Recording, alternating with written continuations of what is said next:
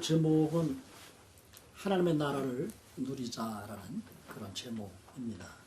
먼저 밝히면 오늘 말씀 가운데 30절이나 31절 김현정 집사님이 연초에 하나님이 내게 주신 말씀 카드를 뽑았는데 김현정 집사님이 이 마가복음 12장 31절 말씀을 뽑으셨어요.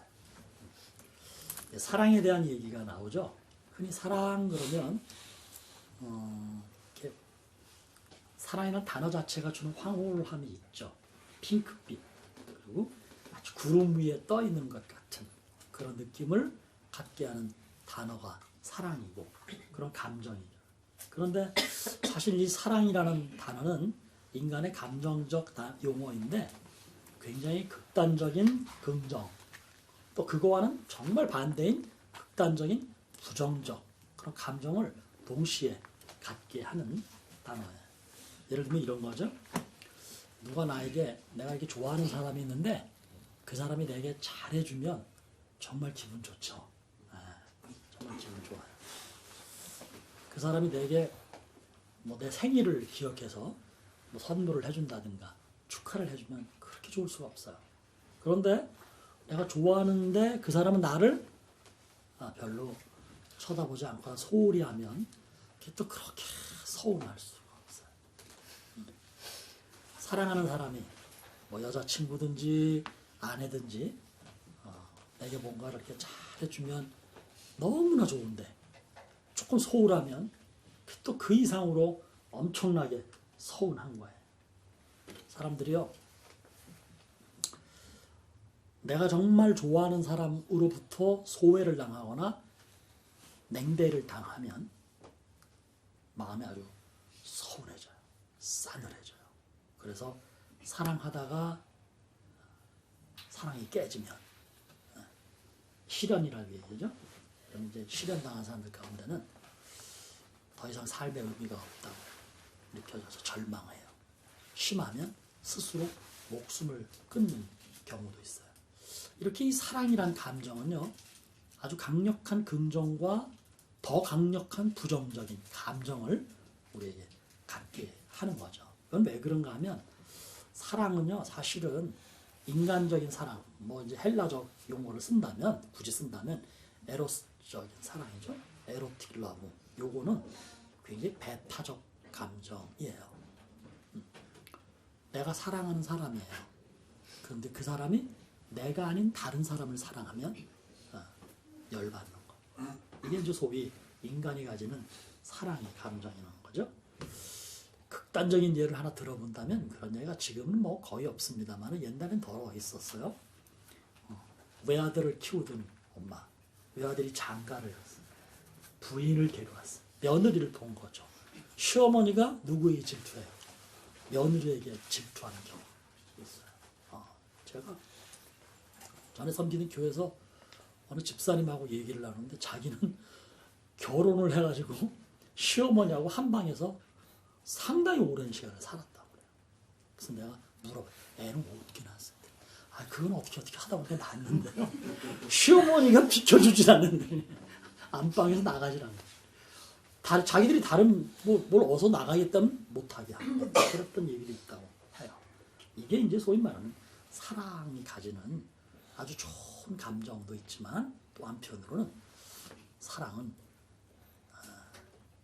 죽음보다 강하다고 얘기하잖아요. 근데 그 죽음보다 강하다는 게 긍정인 동시에 부정인 표현이기도 한 거죠.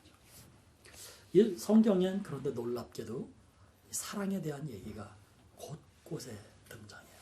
구약시대에 쓰여진 창세기로부터 신약의 마지막 말씀인 요한계시록에 이르기까지 빠짐없이 끊임없이 이어지는 이야기가 사랑의 이야기예요. 세상 이야기 조금만 더 해볼까요? 남녀가 이제 사랑을 하는데 사랑하는 남자와 여자 사이에 이 대화에서 그 서로에 대한 표현이 좀 달라요. 여기 뭐 아직 뭐 연애에서 장가가려면 좀 멀었긴 했지만 우리 애가 있었어야 되는데 애가 오늘 다 아파서 못 됐네. 남자들은 이성적이죠. 남자는 사실이 중요합니다. 팩트가 중요해요. 여성들은 조금 남자보다는 감성적이죠. 그래서 여성들은 감정에 초점을 둡니다. 예를 들면 여자가 남자에게 우리 극장 가본 지 오래됐죠? 라고 얘기해요. 그 남자는 별로 오래되지 않았는데 우리 바로 얼마 전에 일주일 전에 영화 같이 봤잖아. 이렇게 얘기해요. 근데 이게 여자가 남자를 향해서 우리 영화 본 지 오래됐죠? 라고 말하는 그 속에는 진짜로 영화를 그동안 본 지가 뭐 몇 달이 됐든가 몇 년이 됐다는 이런 얘기를 하자는 건 아니죠. 무슨 얘기예요? 장집사님 무슨 얘기 같아요? 머뭇거리시는 거 보니까 미경 씨에게 사랑받으려면 조금 시간이 걸리겠습니다.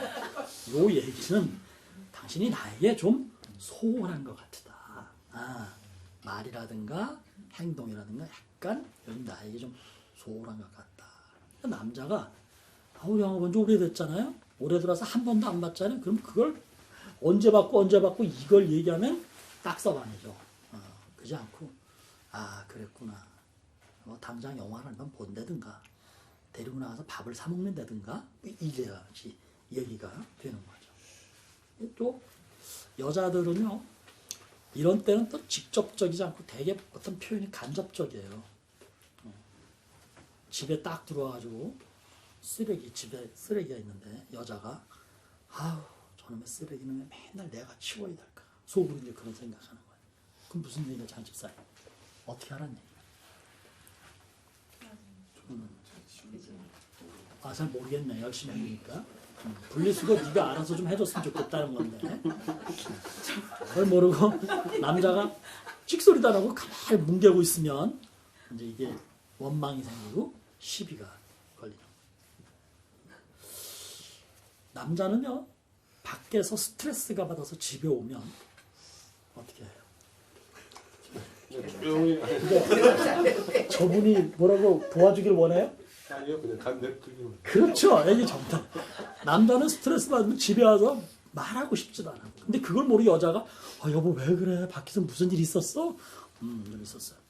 나한테 얘기 좀 해봐. 내가 해결해 줄게. 뭘 해결을 해주기는. 그냥 가만 내버려 두면 돼요. 근데 여자는 또 반대예요. 스트레스가 엄청 쌓이면 남편이 집에 들어오면 어떻게 하고 싶어? 하고 싶죠.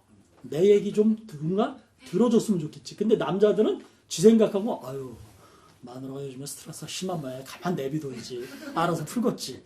이러면 이제 이게 서로 감정 상태가 달라져. 이게 남자하고 여자하고 좀 다른 게 많이 있어요. 남자들은 결혼기념일이라든가 아내의 생일이나 여자친구의 생일에 굉장히 큰 선물을 하나 딱 이렇게 해요. 그죠? 그게 속으로 뭐라 하냐면 이게 진짜 좋은 선물, 큰 선물 했으니까 1년은 이제 가는 거지. 이렇게 생각해요. 그런데 여자는요, 아무리 큰 선물, 아무리 좋은 선물을 결혼기념일이나 생일에 받았어도 그 감정을 그렇게 오래 간직하지 못한다고 그래요. 진짜 그래요? 큰 선물을 어쩌다 한번 주는 것보다는 작은 꽃 한 송이라도 뭐 물질이 아니라도 말 한마디라도 자주 이렇게 해주기를 원한다는 거죠. 어떤 사람이 그렇게 얘기했어요. 남자가 큰 선물을 주고 속으로 90점 받았겠지. 근데 여자는 큰 선물도 10점, 작은 말 한마디도 10점. 선물의 크기에 따라서 점수가 달라지지 않는 게 기본적으로 여성들의 기질이라고 얘기했는데 맞는지는 잘 모르겠어요. 어쨌든 그런 게 이제 여성과 남성 사이에 감정이나 혹은 생각의 차이예요. 그래서 제가 이제 젊은이들이 저에게 주례를 받으러 오면 이런 얘기를 해줘요. 그래서 어떤 사람이 오죽 여자와 남자의 감정 상태가 다르면 남자는 화성에서 왔고 여자는 금성에서 온 종 자체가 다른 거다. 그런데 여러분, 종이 다른 두 생물이 서로 사랑을 하고 그 감정을 계속 느끼기 위해서 한 집에서 살아야 된다는 거, 이건 보통 일이 아니에요. 사실은 어떻게 보면 감옥살이 하는 거나 진배 없어요. 근데 하나님은 우리에게 어쩌면 감옥살이일지도 모르는 종이 다른 남자와 여자가 함께 사는 거, 여기서 사랑의 꽃을 피워야 되고 사랑의 열매를 연결해야 되는 것을 자꾸 말씀하신 거예요. 성경은 좀 전에도 말씀드렸지만 인간이 가지는 어쩌면 가장 원초적인 감정일지도 모르는 이 사랑. 근데 이것을 원초적 형태로 그냥 놓아둬서 사랑할 만하면 하고 사랑할 만하지 않으면 끊어버리고 미워지는 감정이 들면 미워하고 원수가 될 상황이 이르면 원수 맺고 끊어야 될 것 같으면 완전히 끊어버리는 이런 상태로 살라고 말씀하지 않았어요. 원초적 형태의 사랑의 감정 그것을 조금 더 교양 있게 다듬어서 조금 더 진화시켜서 진짜 하나님이 원하는 사랑의 형태가 있는데 그걸로 만들어야 된다고 말씀하시는 거예요. 사랑은 실천적인 용어죠.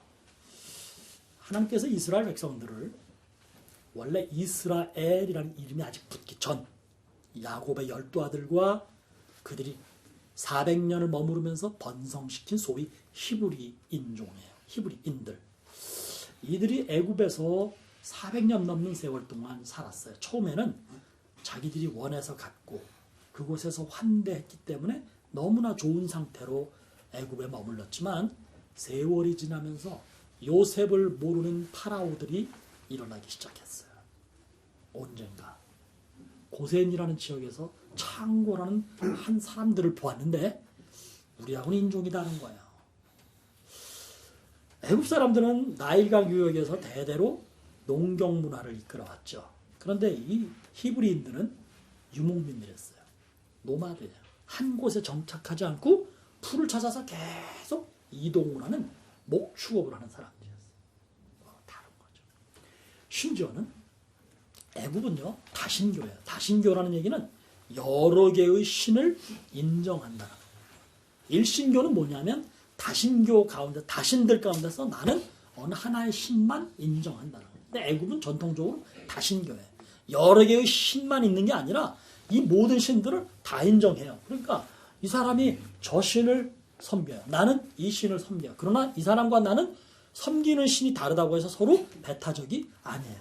얼마든지 오늘 니네 신이 뭐라고 말씀하시던 우리 신은 이렇게 얘기했어. 이렇게 대화가 통하는 이게 다신교 사회예요.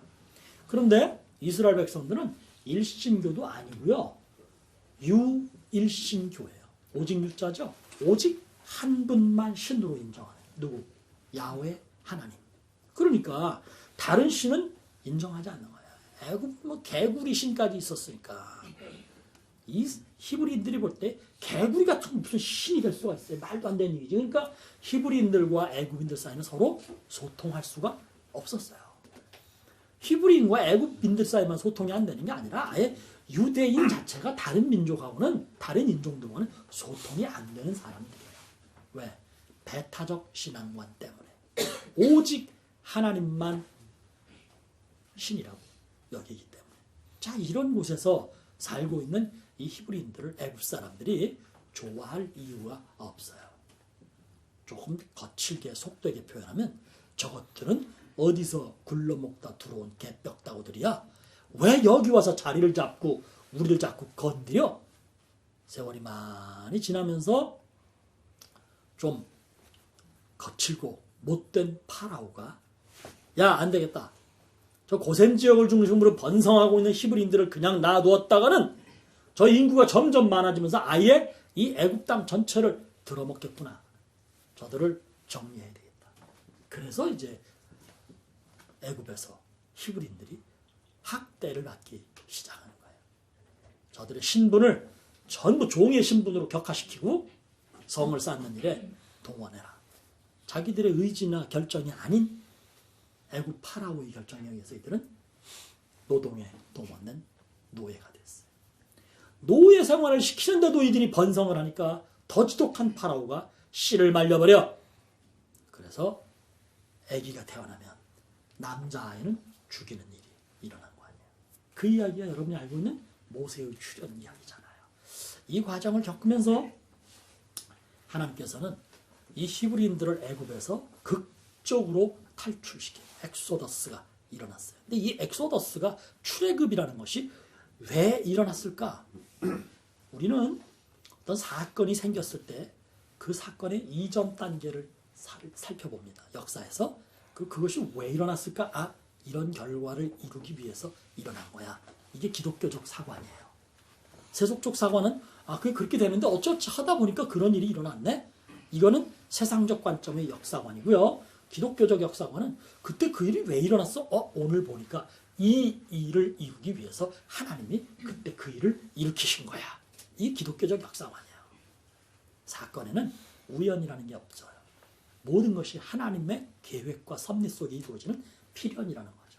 자, 왜 엑소더스가 일어났을까? 왜 히브리인들이 탄압을 받았을까? 그것은 하나님께서 택하셨던 한 사람, 아브라함, 그로 인해서 일어났던 그의 후예들, 야곱의 12아들이 애굽에서 번성하기 시작했는데 이것이 단순히 인간의 수만 늘려놓은, 개체 수만 늘려놓은 것이 아니라 하나님은 늘어난 히브리인들을 이스라엘이라고 하는 하나님이 선택하신 하나님의 백성으로 구별시키기 위해서 이런 일이 일어난 거예요.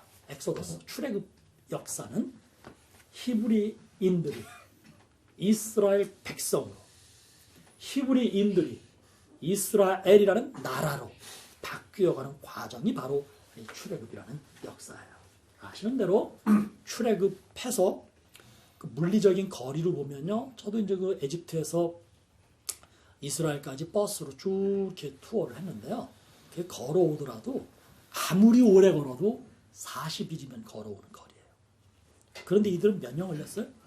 40년 걸렸어요. 이유는 있어요. 1년 안에 들어가는 건데 가나안을 앞두고 12명의 정탐꾼을 뽑았는데 정탐꾼들 가운데 그들이 40일을 정탐하고 돌아와서 보고서를 내는데 10명의 보고서, 메이저의 보고서는 우린 거기 갈 수가 없어. 우리 힘으로는 그 땅을 들어갈 수가 없어. 대단한 애들이 살고 있어.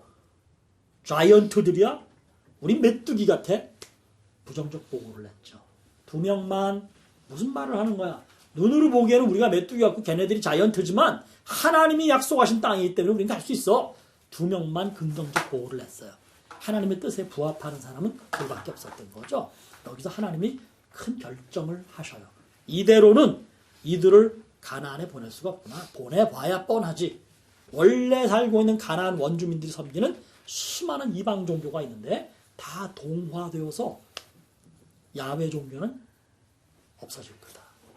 하나님은 이들을 40년 동안 광야에서 원더링하게 만드셨어요. 배회하게 만드셨어요. 근데 그 배회하는 것이 목적지도 없어 보이고 이유도 없어 보이지만 이 40년 동안에 하나님은 이들을 새로운 민족으로 개조해 주시는 거예요. 심지어는 세대 교체까지 이루시잖아요. 여기서 다 죽어요. 20살 넘어서 출애굽을 했던 사람들은 모두가 죽는 거예요. 여호수아와 갈렙만 제외하고 완전히 세대 교체를 해서 40년 후에 하나님 이들을 돌려보내시는 거예요. 그 40년 동안에 이 민족을 개조하시면서 하나님이 사용하셨던 하나님의 방법이 뭐냐 하면 바로 광야 교회, 광야 학교라는 거예요. 그리고 이 교회 안에서, 이 학교 안에서 이들이 배우는 교재는 뭐였냐? 율법이라는 거예요. 그럼 율법 그러면 떠오르는 게 뭐 있어요? 십계명. 십계명은 출애굽기 20장 보면 이제 십계명이 쫙 나와요. 그죠? 아마도 여러분들 가운데 뭐 우리 김원 집사님이나 장명기 집사님처럼 어려서 세례 받은 사람들은 세례 공부할 때 십계명 외웠었어? 장 집사님? 예. 그 안 외우면 안 외워요. 되게 어렵거든. 근데 물론 다 외우긴 하지 않고 첫 꼭지들은 꼭 외우게 한다고요. 예. 저도 이거 외우느라고 고생 꽤나 했어요. 요즘에는 이거 저는 안 시켜요. 언제 그걸 외우고 있어. 그냥 십계명이 계율의 내용이 뭐고 의미가 뭔지를 가르치는 거죠. 근데 하여튼 십계명. 여러분, 이 십계명은 사실은 하나님이 이스라엘 백성들이 주셨던 율법의 전체 내용을 10가지로 압축한 거에 불과한 거예요. 십계명이 전체가 조문이 아니고요. 그보다 훨씬 많은 수백 페이지 조문이 있는데 그 조문들을 10개로 딱딱딱딱 압축해서 만든 거예요. 두 번째 질문. 이 십계명을 10가지 계명이잖아요. 이것을 2가지 계명으로 압축하면 뭘까? 하나님이랑 하나님이 응? 하나님이랑 관련된 거랑 하나님과 관련된 게 누구 좀 아들이야. 뭘 기도하시는 분인데. 하나님과 직접 관련된 것과 하나님과 직접 관련되지 않은 것입니다. 라고 얘기했어요. 예, 제가 볼 때는 80점이에요. 10점을 더 받으려면 하나님과 관련된 것, 사람과 관련된 것 이렇게 대답하면 90점. 100점을 받으려면 약속. 하나님을 사랑하는 것, 사람을 사랑하는 것 이렇게 말하면 100점. 100점 될 수 있지 이제는? 옳지. 10계명은 1계명부터 4계명까지는 하나님을 사랑하는 거예요. 응? 하나님만 섬기는 거잖아요. 하나님의 이름 외에는 다른 것은 부르지 않는 거잖아요. 하나님 외에 다른 형상 만들지 않는 거잖아요. 그리고 안식일을 기억해서 거룩히 지켜야 되잖아요. 근데 나머지 5계명부터 10번째 계명까지는 누구와 관련되는 거냐면 인간과의 관계에서 얘기되는 거예요. 부모의 이야기. 살인하면 안 되는 거. 간음하고 도적질하는 거 안 되는 거. 거짓 맹세하면 안 되는 거. 남의 물건 탐내면 안 되는 거. 이건 다 누구와의 관계? 사람과 사람 사이의 관계에 대한 법령이에요. 그래서 이 5계명부터 10번째 계명까지를 뭐라고 얘기하면 사람을 사랑하는 법이라고. 1계명부터 4계명까지는 하나님을 사랑하는 법. 그러니까 10계명을 두 가지로 딱 다시 압축하면 하나님 사랑과 사람 사랑 혹은 이웃 사랑 혹은 형제 사랑이라고 말할 수 있는 거죠. 자, 여러분들 하나님 사랑이든 형제 사랑이든 공통점은 뭐예요? 사랑이잖아요. 그러니까 구약의 이스라엘 백성들이 광야 40년 동안 살면서 하나님이 그 민족을 개조해 버리시려고 작정하셔서 40년을 원다리기 시켰는데 그 과정에서 이들이 배워야만 했던 계율은 딱 두 글자로 바꾸면 뭐라고요? 사랑이에요. 사랑이 뭐냐? 이걸 가르치신 거예요. 근데 그 첫 번째는 하나님을 사랑하는 거. 두 번째는 함께 살아가고 있는 공동체 안에서. 12지파가 다 지파별로 텐트 치고 사는 거거든요. 이 안에서 어떻게 우리가 바르게 살아갈 거냐 하는 인간관계, 도덕, 예절, 의리 이런 것들을 배워가는. 그게 바로 율법의 이야기예요. 이들은 애굽에서 400년 넘는 긴 세월 대를 이어 살아오면서 다신교의 전통 안에서 자기들은 유일신교라고 이야기하지만 자기들도 모르는 사이에 음으로 양으로 숱한 우상숭배의 물을 받아들였어요. 그래서 말로는 하나님을 사랑합니다 하지만 실생활에서는 그것과는 전혀 다른 일들이 벌어지는 거죠. 대표적인 예가 모세가 시내산에 올라갔을 때 산 밑에 있던 사람들이 금송아지 만들었던 사건. 그런 것들이 대표적인 예예요. 그렇게 살았던 이들을 하나님은 광야 40년 생활 속에 계명을 주셔서 계명을 하나하나 익히고 그 계명을 하나하나 지켜가는 과정 속에 민족의 사상을 완전히 바꾸어내신 거예요. 하나님 중심으로. 그래야 이들이 가나안에 들어가서도 하나님의 백성으로 하나님의 나라를 건설할 수 있었기 때문이에요. 그 얘기가 오늘 본문에 등장하는데 그것은 사실은 구약 성경에 나오는 말씀이에요. 전에도 여러분과 함께 한번 읽었던 말씀이에요. 성경 한번 찾아보겠습니다. 신명기 6장 4절과 5절 말씀.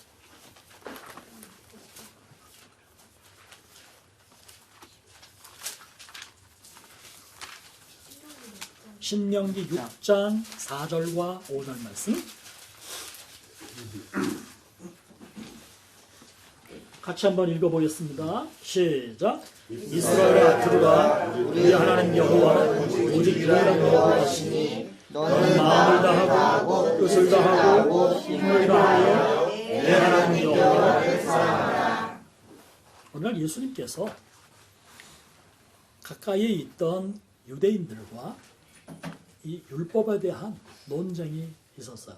근데 그 논쟁의 이야기는 여기서 이야기하지 않겠고 끝내고 일단락이 됐는데 그 중에 있던 한 서기관이 예수님께 여쭈어 보았어요. 그렇다면 예수님, 율법 가운데 가장 가치 있는 율법이 뭐라고 생각하는 겁니까? 그랬더니 예수님이 이 말씀을 그대로 옮겨오신 거잖아요. 마음을 다하고 뜻을 다하고 힘을 다하고 내 하나님 여호와를 사랑해라. 이것이 가장 큰 계명이다. 누굴 사랑하는 거? 예, 하나님 사랑. 이것이 가장 큰 계명이라고 말씀하셨어요. 그런데 신명기 6장 4절 5절 말씀에는 이것만 들어있는데 예수님은 그 사람이 묻지 않은 두 번째 가치, 두 번째 의미가 있는 계명을 묻지도 않았는데 말씀해 보셨어요. 그건 뭔가 하면 바로 내 이웃을 내 몸처럼 사랑하는 것이다. 내 형제를 너 자신처럼 사랑하는 것이다. 타인을 내 가족 이상으로 품는 것이다. 이렇게 예수님은 가르치셨어요. 그런데 예수님은 더 기가 막힌 말씀을 하셨어요. 첫 번째와 두 번째 사이에 말을 하니까 첫 번째, 두 번째지 사실은 이 첫 번째와 두 번째가 꼭 순서를 얘기하는 것은 아니라는 뉘앙스의 말씀을 하세요. 예수님의 제자들은요, 평소에 3년 동안 예수님께로부터 배웠던 말씀들을 나중에 조금 더 구체화시켜서 이것을 신학적인 논리를 갖춘 그 글들을 써내요. 마태, 마가, 누가는 요한까지는 예수님과 함께 썼던 삶을, 그분이 말씀하셨던 본래의 이야기를 진술했어요. 그러나 사도 바울을 중심으로 그 이후에 나오는 베드로라든가 요한이라든가 이런 사도들은 예수님의 말씀을 그대로 듣고 그 말씀을 깊이 묵상하고 그 말씀을 자기 삶에서 적용하면서 이 말씀을 조금씩 해석해서 글들을 썼어요. 그게 바로 사도 바울이 쓴 14개의 편지이기도 하고요. 그게 바로 오늘 제가 소개하고자 하는 요한 1서를 기록한 제자 사도 요한이 세례 요한이 아니라 제자 요한의 이야기예요. 제자 요한은요, 사람들이 이제 예수님을 가장 사랑했던 사람은 누굴까? 베드로지. 그럼 예수님께로부터 가장 사랑을 많이 받은 사람은 누굴까? 말하면 반드시 요한을 꼽아요. 왜? 나이가 제일 적은 막내였거든요. 언제나 예수님 품에 안기기를 원했던 사람이에요. 사랑은 받아본 사람이 사랑을 할 줄 안다는 말이 맞는 것 같아요. 요한을 보면. 요한은 요한 1서에서 끊임없이 무엇을 말씀하셨는가 하면 사랑에 대해서 증언하고 있어요. 한번 성경 찾아보겠습니다. 요한 1서 4장 11절 말씀.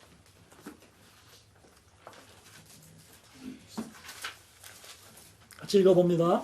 사랑하는 자들아 하나님이 이같이 우리를 사랑하셨은즉 우리도 서로 사랑하는 것이 마땅하리라.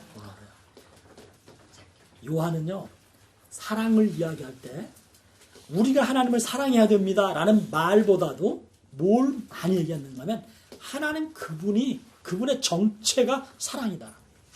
그분은 그냥 사랑 그 자체입니다. 따라서 하나님은 우리를 너무나 사랑하십니다. 그러니까 우리도 하나님을 사랑해야 됩니다 라는 말을 하는 게 당연하지만 요한은 그 말보다 뭘 먼저 했는가 하면 하나님이 우리를 사랑하시기 때문에 우리도 서로 사랑해야 됩니다. 이렇게 말씀하는 거예요. 그러면서 요한은 더 지독한 말씀을 하세요. 20절로 넘어갑니다. 4장 20절 같이 한번 봅니다.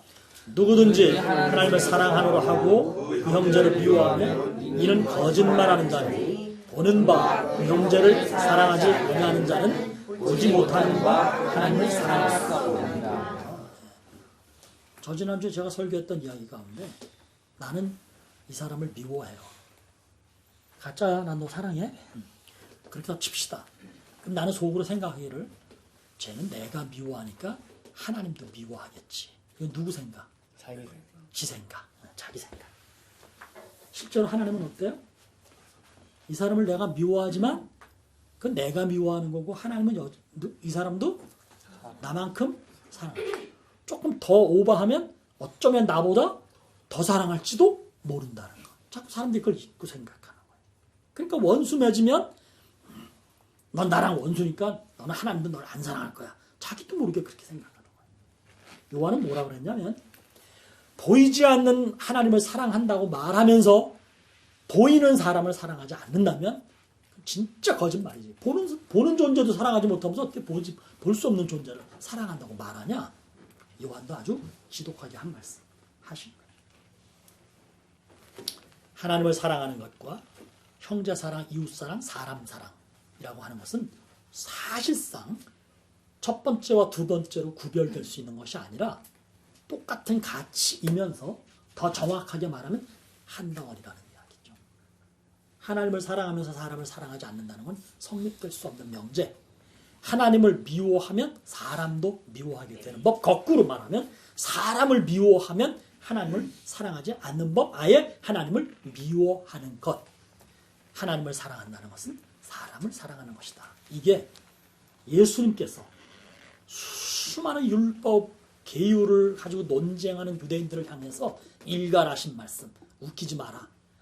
니네가 뭐 눈만 뜨고 입만 열면 뭐 복잡한 계명들을 이야기하는데 그 복잡한 계명들을 논리적으로 법적으로 뭐 대단하게 이야기하지만 사실상 너희 안에 사람을 사랑하는 그게 없다면, 사람을 사랑하는 법을 모른다면, 사람을 정말 사랑하지 않는다면 너희는 하나님도 사랑하지 않는 존재다. 예수님 이렇게 말씀하십니다. 여러분, 사랑이라는 게 뭡니까? 사랑은요, 인간을 대하는 태도예요. 인간을 향하 품는 도리예요. 그래서 저는 사랑이 뭐냐라고 물으면 저는 네 가지를 꼭 이야기해요. 첫 번째는 진실함이고요. 두 번째는 성실함이에요. 그리고 세 번째는 예절이에요. 네 번째는 의리예요. 이게 형성됐을 때 하나님 사랑과 사람 사랑을 같이 할 수 있는 법이에요. 우리가 하나님 앞에서는 언제나 진실해야 돼요. 그러나 어려워요. 특히 사람 앞에서는 정말 어려워요. 우리는 저를 포함해서 누구나 다 최소한 2개 이상의 얼굴을 가지고 있어요. 심리학에서 이야기하는 부정적인 인간의 모습, 야노스죠. 이중인격. 그러나 그게 심리학이 아니어도 그냥 일반적인 삶에도 꼭 소시오패스나 무슨 사이코패스가 아니어도 우린 다 다중인격을 가지고 있을 수밖에 없어요. 그런데 하나님 앞에서만큼은 그게 이루어지면 성립될 수 없다는 거예요. 그분은 다 보시기 때문에. 그러니까 우리 하나님 앞에서 진실해야 되는 거죠. 그리고 우리 하나님 앞에서 사명을 맡은 자답게 성실하게 살아야 돼요. 그런데 사람을 향해서도 우리가 해야 될 게 있어요. 그것은 사람을 대하는 태도가 예절이 있어야 되는 거예요. 존중할 줄 알아야 돼요. 예절을 갖추고 대할 줄 알아야 돼요. 사람을 향해서 예절을 잃어버리고 사람을 존중할 줄 모른다면 그는 하나님을 사랑하는 사람이 아니에요. 사람과의 관계에서 의리가 있어야 돼요. 무슨 양아치들의 의리를 꼭 이야기하는 게 아니에요. 그런 의리를 이야기하는 것이 아니라 사랑한다면 변함이 없이 관계를 유지하면서 사랑하는 거죠. 사랑한다면 그를 위해서 내가 어느 정도의 손해는 좀 감수할 줄도 아는 인간의 태도를 지녔을 때 저는 이게 인간을 향한 사랑이라고 생각해요. 우리 공동체는 그런 자세가 있기 때문에 어렵게 만들어졌어요. 앞으로도 저는 우리 공동체의 정신이 이걸 절대로 놓치거나 잃어버리면 안 된다고 생각해요.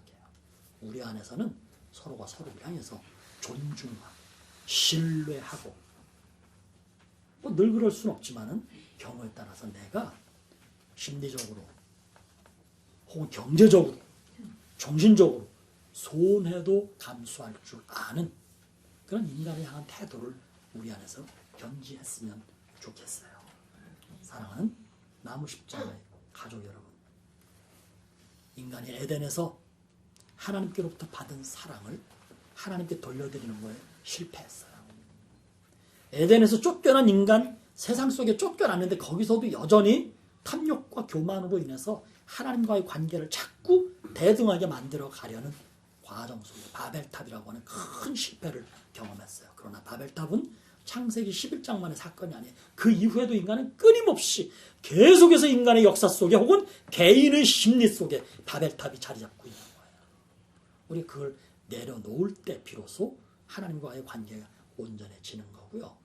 그 방법 중에 가장 중요한 것은 사람을 대하는 태도, 사람을 향해서 품는 마음, 사람과의 관계를 형성해 가는 법이에요. 멀리 가는 건 좀 나중에 하더라도 최소한 이 안에서만큼은 우리 가족 사이에서만큼은 존중과 신뢰가 바탕이 되고 예절과 의리가 있는 그런 인간다운 삶을 함께 살았으면 좋겠어요. 거기서부터 하나님을 사랑하는, 하나님께로 나아가는, 하나님께 나를 헌신하는 믿음의 삶, 예배드리는 삶은 이루어질 수 있기 때문입니다. 기도하겠습니다. 하나님 감사합니다. 하나님을 향해서 예배하고 하나님의 이름을 찬송하는 저희가 되기를 소원합니다. 하나님만이 나의 전부임을 몸으로 고백하며 살기를 원합니다. 그런데 하나님이 그러기 위해서 우리가 먼저 갖추어야 될 인간의 도리로 사람을 사랑하는 것이라고 말씀하셨으니 저희가 타인을 향해서 조금 더 열린 마음으로 조금 더 다가서는 몸으로 사랑할 수 있게 해 주시옵소서. 때로는 용서, 또 때로는 관용, 때로는 겸손함, 때로는 남을 높이는 섬김으로, 그리고 또 때로는 진실과 성실함 혹은 의리와 예절로 사람을 대하는 우리 나무 십자가 교회가 되게 해 주시옵시고, 이 안에서 그렇게 형성된 진짜 사랑의 모습들이 교회를 넘어서 더 많은 사람들에게 전해지게 해 주시옵소서. 예수님의 이름으로 기도드립니다. 아멘.